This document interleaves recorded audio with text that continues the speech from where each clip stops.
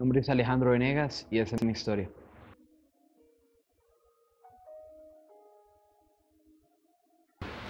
Cuando tenía un poco más de año y medio de edad, mi papá me abandonó, me dejó junto con mi madre. Fui creciendo en un hogar en el cual yo era muy rodeado de hombres mayores, adultos, gente con, o sea, igual de la misma familia, pero gente que no estaba preparada para criar a un niño. Fui humillado muchas veces, fui también llenado de amor por ser familia en parte. Algunas veces también mis tíos, al ver que tal vez no tenía un papá que me defendiera o una figura paterna que estuviera conmigo, fui muchas veces golpeado también. No agredido en cierta forma violenta, ¿no? Pero cada niño, cuando uno creo que lo hiere, forma una cicatriz en su corazón o en su vida, algo diferente. Por ahí a los 8 años empecé a hacerme preguntas y yo me preguntaba, ¿dónde estaba mi papá? ¿Verdad? ¿Por qué fue? ¿Verdad? Típica pregunta que un niño se puede hacer es, ¿fue mi culpa? ¿Verdad? Recuerdo que mi abuelo siempre era como mi figura paterna, sin embargo no era como el mejor ejemplo. Con mis 8 o 7 años, a escondidas de mi mamá, recuerdo que él estaba muy borracho y me empezó a ofrecer como alcohol. Y como era mi figura paterna, yo accedía. Al pasar el tiempo yo empecé a reclamarle a mi familia, ¿verdad? El hecho de que por qué no me dan un amor que fuera más allá de simplemente un abrazo o una caricia, ¿verdad? Yo quería un amor de un papá. El hecho de no haber tenido un papá me llevó a reaccionar violentamente, me llevó a ser una persona malcriada, como solemos decir, ¿verdad? Una persona que responde a los adultos, una persona violenta, una persona que agredía en su escuela, agredía a sus compañeros, en su familia, no tenía respeto por nadie. Con el pasar del tiempo empecé a crear un vacío en mí.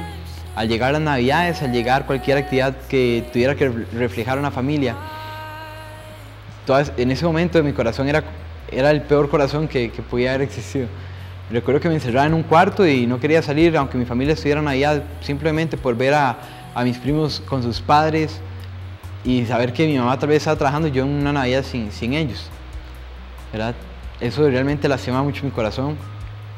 Entonces ya a preguntarme cosas como, por ejemplo, ¿qué hago aquí? ¿Verdad? Soy una pérdida de tiempo, estoy causándole problemas a mi mamá, ¿verdad? Entonces, como a los 12 años, 11 años de edad, traté de quitarme la vida como 4 veces, trataba de ahorcarme o trataba de ahogarme, ¿verdad?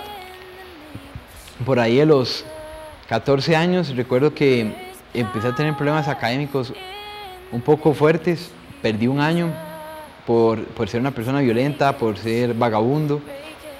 Y toda esa situación con respecto a no haber conocido a mi papá completamente caló en mi corazón, empezó a dar un fruto amargo, ¿verdad? Empezó a poner como un agujero negro en mi corazón y todo lo que entraba, todo lo absorbía y nunca más, o sea, lo volvía negro totalmente. Logré conocer a mi papá, como a los 8 años lo conocí y no lo conocí como en un encuentro que él llegara y me buscara y me dijera, hijo, ¿verdad? Aquí estoy. ¿Verdad? Estoy para usted, ¿verdad? O sea, no fue así. Realmente fue un momento muy loco. Recuerdo que íbamos manejando en el automóvil y mi mamá empezó a gritar, Diego, ese es su papá, ¿verdad? Está ahí está su papá. Y yo decía, ¿dónde, verdad? Y recuerdo que nos parqueamos el carro, mi mamá se bajó primero y yo vuelvo a ver hacia atrás y un hombre, ¿verdad? De pie. Y veo que vuelve a ver a mi mamá como con cara de asombro y mi mamá me dice, bájese. Y yo accedo a bajarme el carro y me dice, ese es su papá. En ese momento podía tener 8 años, pero yo entendía todo el contexto y en parte tenía mucho como un encuentro, era emocional, es mi papá, yo lo quiero conocer, pero tampoco lo quiero conocer porque nunca ha estado para mí, pasé hospitalizado, nunca estuvo para mí tampoco. Entonces tenía ese encuentro, por lo cual tenía demasiada ira en mi corazón. Recuerdo que ese día él llegó, nada más me abrazó, cruzó la calle junto conmigo, me compró en un mercado, me compró un fresco y unas galletas y me volvió a mi mamá y me dijo, qué bueno que está bien, espero que le siga yendo bien y todo y espero que podamos salir algún día. Luego de eso, el día que él llamó a mi mamá y me citó, ¿verdad? Para verme y todo. Yo estaba súper feliz. Me levanté ese día como a las 5 de la mañana, ya a las 6 de la mañana estaba bañado, listo, mudado. Y toda la ilusión de haber conocido a mi papá. Pero yo recuerdo que él no llegó. Yo recuerdo que eran como ya las 10 de la noche y yo todavía despierto esperándolo, ¿verdad? Yo le decía a mi mamá que seguro se atrasó en el trabajo. No quería aceptar el hecho de que tal vez me hubiera rechazado otra vez de niño. Con el pasar del tiempo, nunca cambió eso. Siempre fue rechazo de parte de él. Nunca fue un papá presente. En lo absoluto, en mis graduaciones, en Navidad, nunca. Nunca lo recuerdo haber estado ahí, ¿verdad? Y haber pasado una Navidad con él. Al alcanzar mis 14 años, 15 años de edad, empecé a conocerlo un poco más. Y me di cuenta que mi papá era un hombre muy mujeriego. Recuerdo que me llevaba siempre en el carro de él y andábamos con una de sus novias y pues, se bajaba la novia y me decía, bueno papi, ahora sí cambies el cassette. Y yo no entendía cómo el cassette. Olvide todo lo que acabamos de pasar y simplemente enfóquese en la otra muchacha y cualquier cosa yo lo vengo a recoger. No, tal vez para un hombre ese sea el mayor sueño, tal vez sea el mayor sueño de tener un montón de mujeres, pero sinceramente yo lo que más decía en ese momento era tener un papá que realmente nunca tuve. Cuando salíamos él nunca me prestaba atención, siempre era con mujeres y cosas como esas. Hace como un año y medio, a mis 18 años, 17 años, recuerdo que un día yo me fui a dormir y todo, y mi mamá llegó, ¿verdad? Y me dijo, y estaba contando con mis tías en el piso de abajo, y yo escuché cuando le decía, es que Luis Diego cuando estuvo conmigo en realidad estaba engañando a su esposa. Cuando Dieguito nació, él estaba casado. Yo no sabía absolutamente nada de eso. Bajé, ¿verdad? Yo me acuerdo que mi mamá luego llegó y me contó, y me dice, papi, quiero contarle algo que me tiene muy dolida, y yo le pregunté qué era, ¿verdad? Yo le pregunté por qué está así, es mi mamá, y tal vez en mi infancia estuvo trabajando y todo, pero era como mi papá también. Entonces, claro que me iba a doler que a ella le doliera algo. Ella me comentó que eso, ¿verdad? Que mi papá estuvo casado y que estuvo casado con la prima de él. Él se casó con su prima y se fue para Estados Unidos cuando yo tenía año y medio.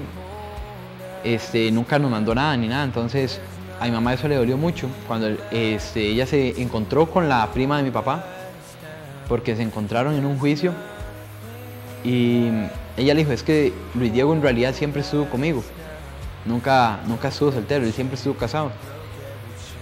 Y cuando yo me subí una vez al carro de él, ¿verdad? Le decía la prima de mi papá, a mi mamá, le decía, cuando yo me subí al carro de él, yo me encontré una foto en la cual aparecía su hijo Diego en el bautizo. Y Luis Diego me dijo que él no lo conocía, que él había montado un amigo y que había olvidado la foto de su hijo. Cuando mi mamá me contó eso, tal vez sí, ya tenía 18 años, pero igual eso quebró totalmente mi corazón. El hecho de que tal vez me haya denegado, no podía yo comprender cómo un padre tal vez haya podido negar algo como eso. Con el pasar del tiempo, me costó mucho perdonarlo. Empecé a buscar algo que llenara ese vacío en mí, empecé a buscar amor en otras cosas, empecé a buscar mujeres, empecé a buscar el alcohol, empecé a tomar con mis amigos. Conocí a una muchacha y lo primero que quería era tener relaciones sexuales o salir de una vez. Ese momento yo estaba ya completamente decidido a suicidarme. No había nadie en la casa, absolutamente nadie, y yo dije, bueno, voy a tomar la decisión de quitarme la vida. La verdad es que no tengo nada, lo único que tengo es, tal vez a mi mamá, pero lo que estoy haciendo es una carga porque tiene que trabajar para mantenerme todos los días. Mi papá no me quiere ni ver, en el colegio me está yendo mal, y empecé a autorrechazarme en ese momento, empecé a decirme que no haría nada, y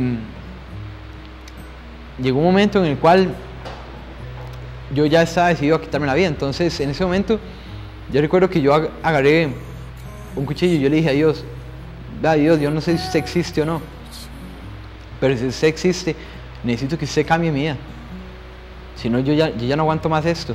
He vivido toda mi vida con ira, he vivido toda mi vida buscando mujeres, he vivido toda mi vida buscando otras cosas, en la pornografía, hundido en otras cosas con tal de llenar mis vacíos. Ese día dejé el cuchillo ahí y yo dije, voy a darle un poco más de chance a Dios, a ver si es que por lo menos a alguien le importo.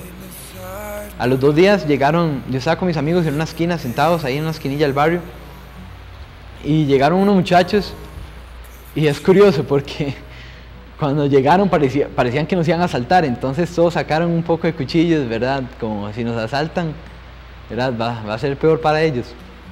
Eso fue el pensamiento. Y me acuerdo que llegaron y nos empezaron a hablar de Dios. Y yo me acordé del momento en el cual yo le había dicho a Dios, si yo realmente soy importante para alguien o para usted, por lo menos haga algo en mi vida. En ese momento nos pidieron hacer una oración y yo accedí a hacerla. Yo accedí a... Tal vez no la hice con un corazón realmente sincero, pero lo hice esperando que por lo menos algo pudiera cambiar. Desde ese momento, no decir que mi vida fue fácil o que todo ha ido ahí, así como en el cielo, porque no ha sido así. Pero en ese momento supe que no iba a estar más solo. Me sentí confiado, me sentí protegido por esos 5 minutos de oración, por esos 10 minutos me sentí confiado. Recuerdo que me invitaron luego a un grupo y yo decía, es que ¿sabe qué? Yo no puedo perdonar a mi papá. Mi papá a mí me hizo demasiado daño. Él me abandonó como si yo no fuera nada. Cuando él me dejaba plantado, ¿verdad? Yo le decía a mis líderes, cuando él me dejó plantado, cuando yo era niño, yo lloraba y cuando él me llamaba me decía que no fuera tan cobarde, que cómo iba a llorar, que qué marica. Y a mí me lastimaba mucho. Entonces, yo no podía soltar a mi papá. Yo no lo podía soltar. Luego esa persona empezó a hablar conmigo, me empezó a dar consejos, me empezó a ayudar. Empecé por procesos que fueron muy difíciles también para mi vida, pero realmente pude comprender que el perdón no era para mi papá, el perdón era para mí mismo. ¿Por qué? Porque cuando yo decidí perdonar, no fue mi papá el que cambió fui yo, mi mentalidad cambió, mi corazón cambió. Así como mi ira es algo en lo cual aún sigo trabajando, pero gracias a Dios sé que no estoy solo, gracias a Dios sé que puedo cambiar, gracias a Dios sé que soy una persona diferente, sé que es cierto, tal vez mi papá hasta la fecha no haya cambiado, pero sin embargo yo ya no le guardo rencor, sin embargo trato de amarlo. Es curioso ver como todo al final resulta. Es cierto, tal vez no resulte como uno quiere, tal vez no resulte como uno lo espera, pero siempre al final uno se da cuenta que realmente Dios sí existe. Cuando yo estaba más joven yo decía que Dios no existía, que todo lo que yo pasaba era ahí porque simplemente tocó vivir esto, ¿verdad? Con muchos pensamientos de la gente, pero realmente cuando uno toma una decisión diferente y uno decide acceder a algo, la vida tiene que cambiar completamente. Su vida tiene que cambiar completamente. Pero eso nada más lo vas a decidir vos. Nada más lo vas a decidir vos en tu casa, en tu familia, con tus amigos. Así como yo una vez tomé una decisión, tienes que tomar tú ahora una decisión. Esa decisión me salvó del suicidio. Esa decisión me salvó de la soledad, me salvó del autorrechazo, de la baja autoestima. Y podría contarte un montón de cosas más, podría contarte un montón de historias más. Pero ¿de qué vale eso si al final la gloria va a ser para Dios? Si al final el cambio es para glorificar a Dios. Yo te invito realmente a que tomes una decisión diferente en tu vida. Tu vida sí puede cambiar, tu vida sí puede dar un giro de 180 y seguir un rumbo diferente. Un rumbo que no te va a llevar a muerte, un rumbo que te va a llevar a vida completamente. Esa es mi historia y espero que tú compartas la tuya próximamente.